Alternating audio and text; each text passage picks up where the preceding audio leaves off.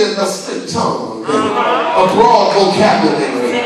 That's what was going on here. The herald said all of this in his announcement. He said, you got to bow. If you don't bow, you're going to burn. And then he looked at the man, and it could have been Frankie Beverly Mays. I don't know who the man was, but he said, play, man.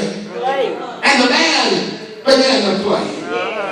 And you looked out on the plains of Dura, acres and acres of land. Acres and acres of fields is what the plains were. And there were people bowing to music. Do you see what this is? This ain't a celebration. This ain't a banquet. This is a worship service. There's music like when we come to church and when we hear you sing that song, bow down and worship. That's what they were doing. King Nebuchadnezzar had set up a worship service, but there was a certain crowd in the mix.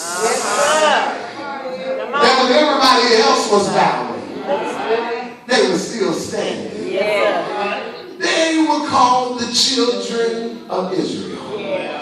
Some of them refused to bow. And so the king's leadership, the Bible calls them Chaldeans, the king's leadership ran to King Nebuchadnezzar. You know how we like to run and tell stuff. And said, oh king, let me tell you.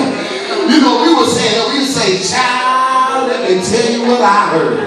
That was us. I don't know what they said back in those days. That may be you, may not be you, I don't know. But the Chaldeans, these are the king's astronomers and his leadership people who were right around him. They ran and said, king, there's a group within the group that refuses to bow.